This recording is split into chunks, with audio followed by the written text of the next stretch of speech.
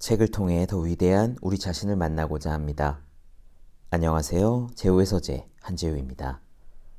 오늘은 성공의 정점을 달렸다가 바닥을 친 사람, 그리고 책에서 얻은 깨달음 한 가지 덕분에 다시 일어선 그런 사람의 이야기를 들려드리고자 합니다. 이 이야기는 일상 속의 영성을 다룬 살던 대로 살 수 없는 시간이라는 책에 담겨 있는데요. 무려 30억이라는 어마어마한 빚을 능히 갚아내고 또 6개월 동안 하루 2시간만 자도 몸에 무리가 없었으며 애써서 노력한 것이 아니라 모든 일들이 신기하게도 저절로 이루어졌다는 아주 흥미로운 내용이 포함되어 있습니다. 직접 들어보시죠.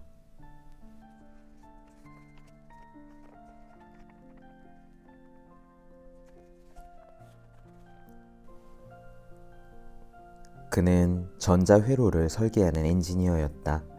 주로 일본에서 가져다 쓰던 전자회로 설계도를 국산화할 수 있는 기술을 가진 덕에 벌이가 좋았고 더불어 애국자라는 자존감도 높았다.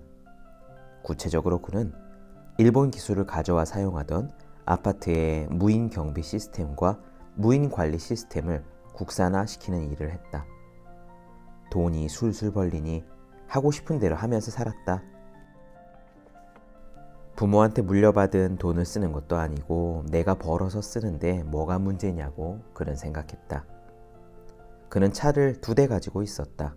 하나는 업무용으로 사용하는 BMW였고 다른 하나는 취미로 타는 벤츠 컨버터블이었다. 그는 주로 겨울에 벤츠 컨버터블을 탔다. 추운 겨울에 지붕 열어놓고 달리는 건 또라이나 하는 짓 아니냐고 생각하는 사람도 있지만 오픈카는 겨울에 타야 제맛이라고 했다. 차 지붕을 열면 머리 위로는 차가운 공기가 느껴지지만 완벽하게 설계된 시스템 덕분에 차 안에 앉아있는 몸은 기분 좋은 열기 속에 있어서 전혀 추위를 느끼지 못한다고 했다. 그는 애고가 강한 삶을 살았다.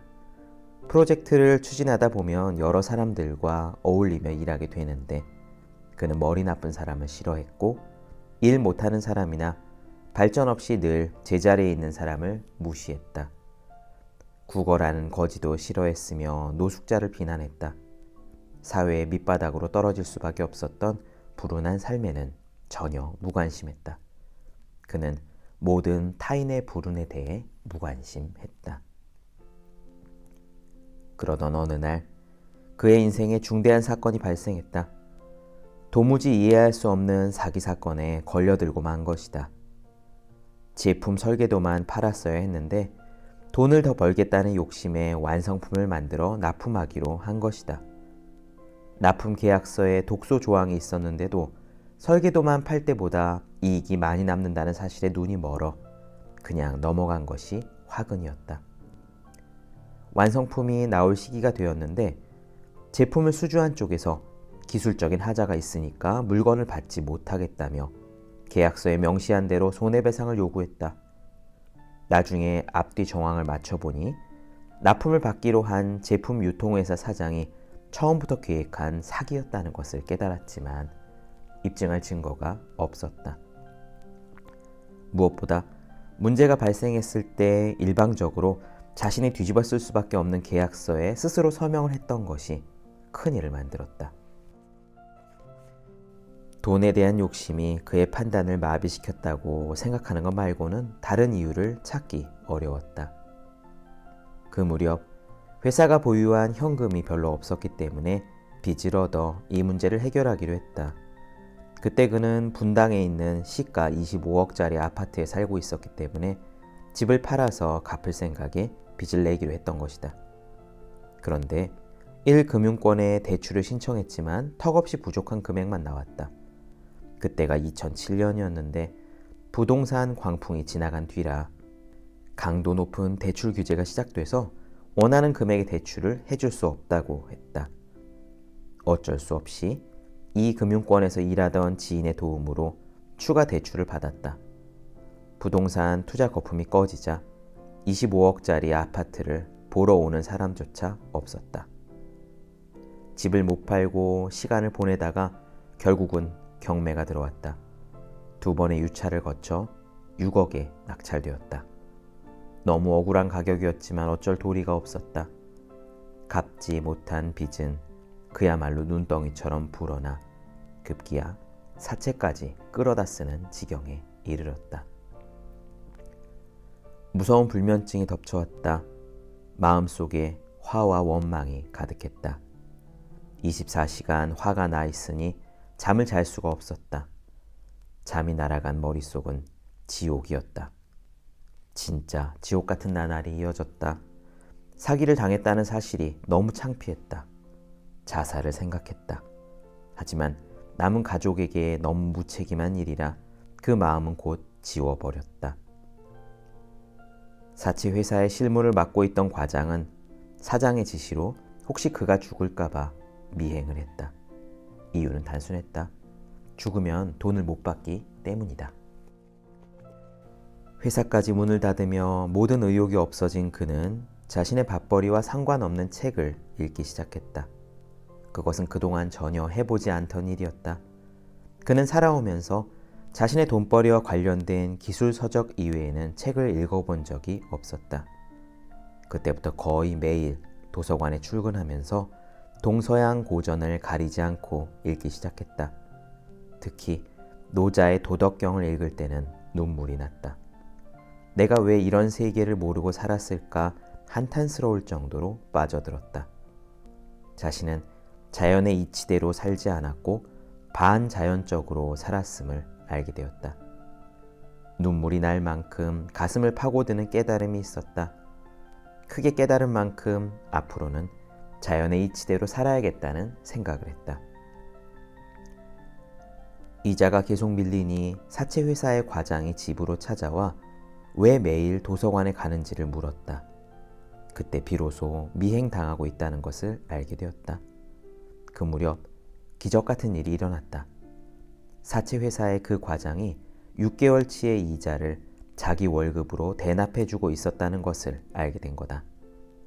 그 과장은 그쪽 분야 일에 잘 훈련된 전형적인 사채회사의 직원이었다. 인간비를 기대할 수 있는 사람이 아니었다는 뜻이다. 감사한 생각도 들었지만 기이하다는 생각이 더 컸다. 그가 더 이상 생활비를 줄 수 없게 된 이후 그의 아내는 갖고 있던 폐물과 해외에 나갔다 올 때마다 사다 준 명품 가방을 하나씩 팔아서 생활비로 사용하는 것 같았다. 부자는 망해도 3년은 먹을 것이 있다는 말처럼 가진 것들을 팔아서 버티던 그의 아내는 가까운 파리바게트에 새벽 아르바이트 자리를 구했다. 아르바이트가 끝나면 제과 제빵사 자격증을 따려고 학원에 다녔다. 계속 이렇게 살 수는 없었고 그도 다시 일을 시작해야 하는데 무엇을 어떻게 해야 할지 방향이 잡히지 않았다. 그 무렵 전자기기 설계를 원하는 어떤 업체에서 전화가 왔다. 정말 오랜만의 일이었다. 그와 거래가 원래 있던 업체가 아니라 신생업체였는데 지인에게 소개를 받았다고 했다. 사무실을 방문했더니 규모가 아주 작은 회사였다. 브리핑을 들어보았다. 예전에 그가 설계해본 적이 있는 그런 기계의 원리를 조금만 응용하면 되는 일이었다. 그는 기분이 좋아져서 제가 잘할 수 있는 일이네요 라고 대답했다. 그런데 그 회사 사장이 설계 비용을 막무가내로 깎았다. 업계 표준 단가로 봤을 때 2천만 원이 넘는 설계를 400만 원에 해달라고 졸라댔다. 그는 기가 막혔다. 아니, 단가 협상도 웬만해야 협상이 되는 거지. 이러면 서로 감정만 상하지 일이 되겠어요?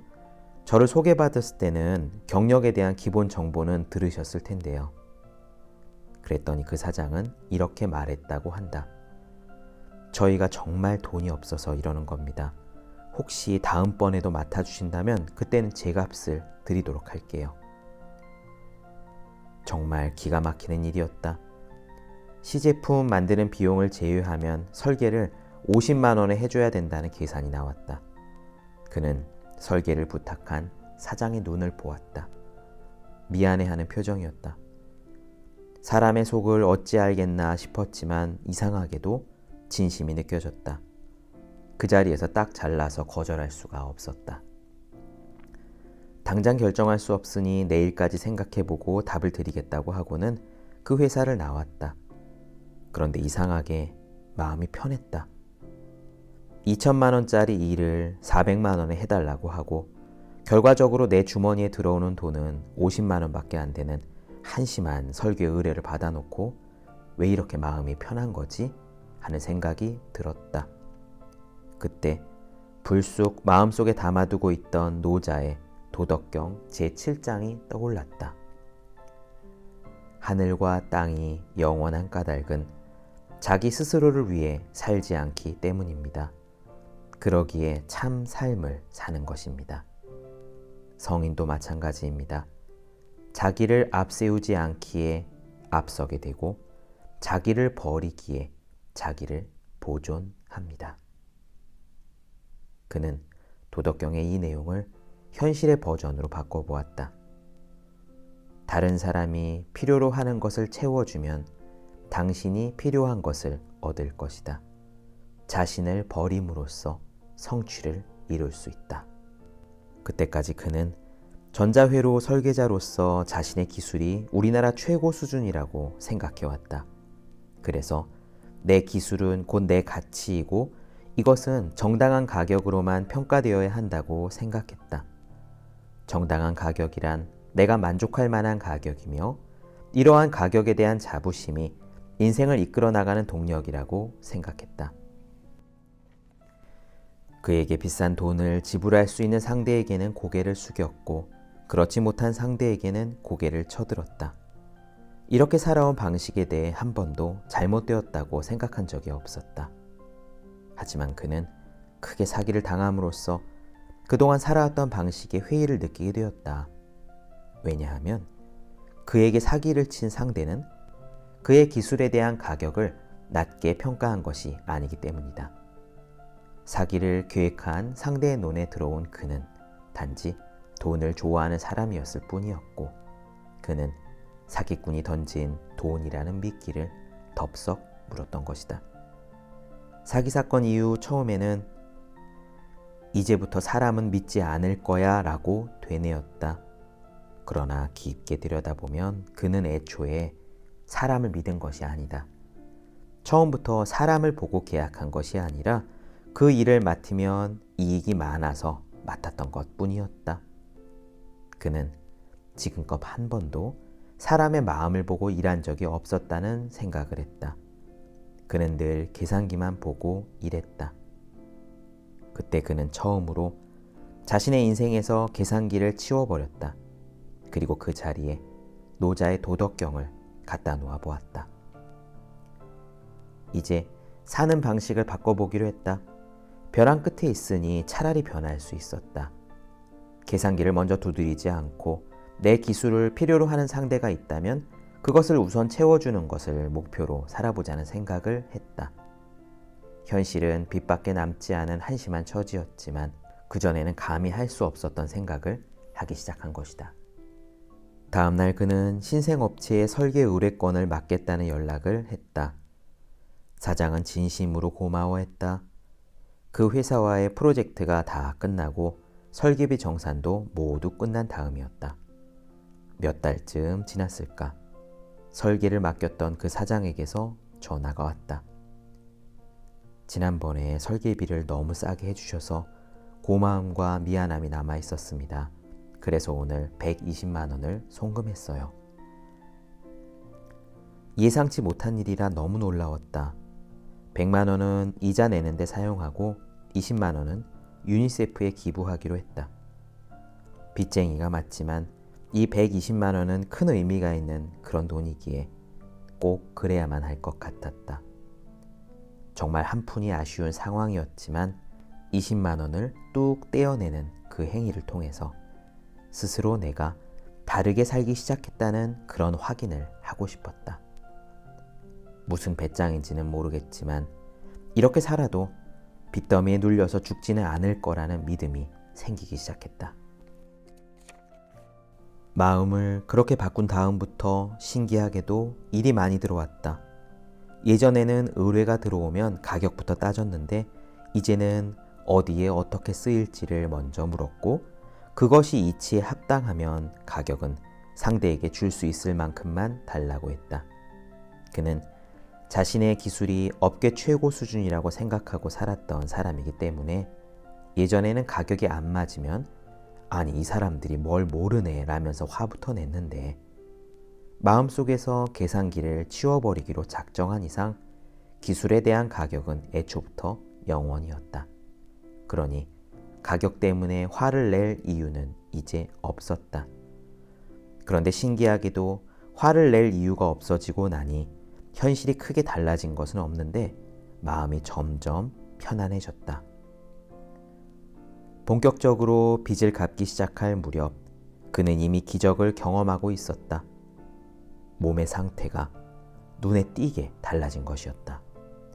이전에는 감기를 달고 살았는데 몰려드는 일을 감당하기 위해 수면 시간을 줄였음에도 몸이 더 나아진 것이다. 6개월 동안 하루에 2시간만 자도 몸에 무리가 오지 않았다. 면역력이 놀랍게 강해졌다. 그는 자연의 이치와 맞지 않았던 삶을 되돌려 자연의 이치에 따르고자 했다. 자연의 이치를 따르려는 사람들을 돕는 것. 이것이 우주의 근본 원리라는 깨달음을 얻었다.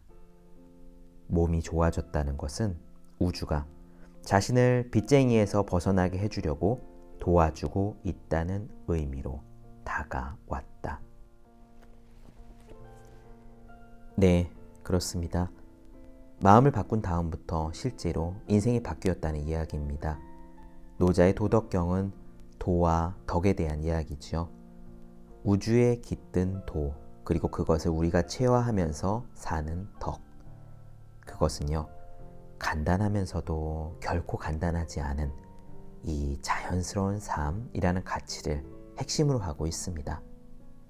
자연스러운 삶과 하나가 될 때 우리는 마음이 열리고 잘못을 참여하게 되고 더 나은 행동, 즉 선행으로 나아가면서 기적을 경험합니다. 오늘 에피소드에 대한 부연 설명을 조금 더 나누어 드리겠습니다. 그는 큰 사건을 겪는 사이에 자신의 반자연적인 삶에 대한 진정한 참회를 하게 되었습니다. 의도적인 것은 아니었다 하더라도 자신 때문에 피해 입은 사람들에게 용서를 구하는 108배를 꾸준히 했습니다. 이를테면 자신이 개발한 아파트 무인 경비 시스템 때문에 일자리를 잃게 된 사람들을 떠올리는 순간 눈물이 쏟아지는 경험을 했습니다.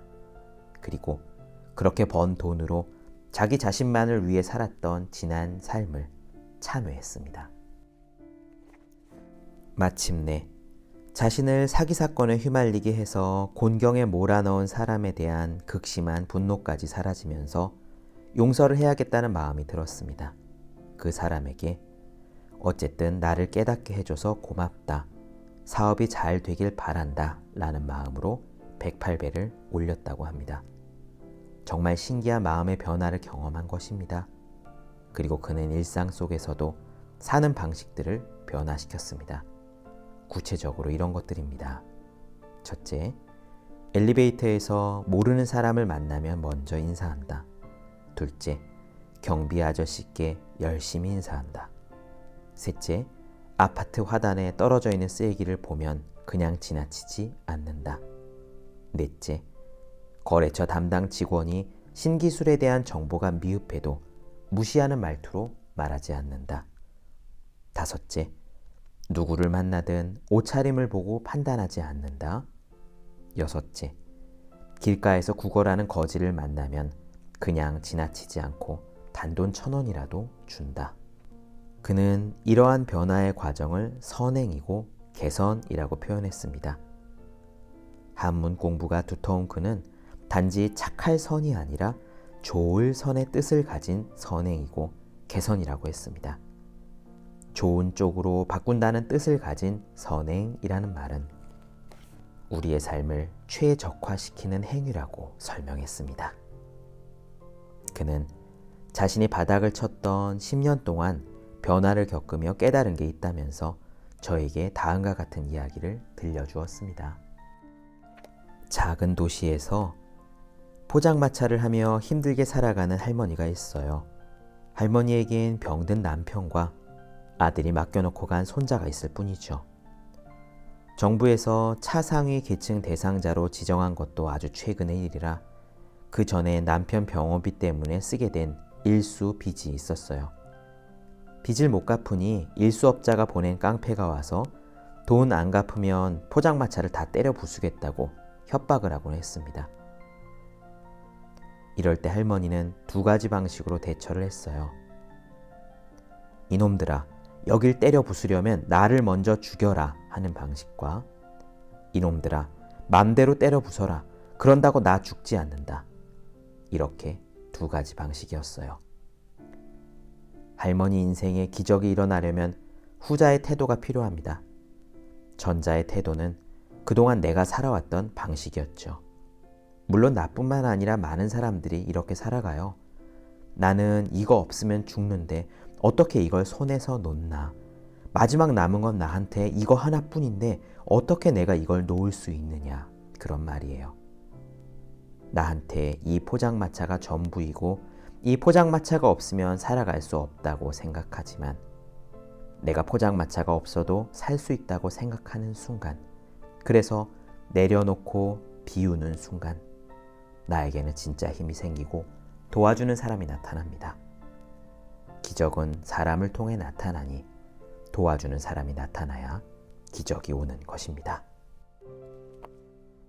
네, 책을 통해 더 위대한 우리 자신을 만나고자 합니다. 제우의 서재 나누어드린 내용이 흥미로우셨다면요, 안시오 작가의 살던 대로 살 수 없는 시간 한번 직접 읽어보시면 좋을 것 같습니다. 오늘 방송은 여기까지입니다. 저는 다음 시간에 뵐게요. 오늘도 함께해 주신 여러분들 모두 고맙습니다.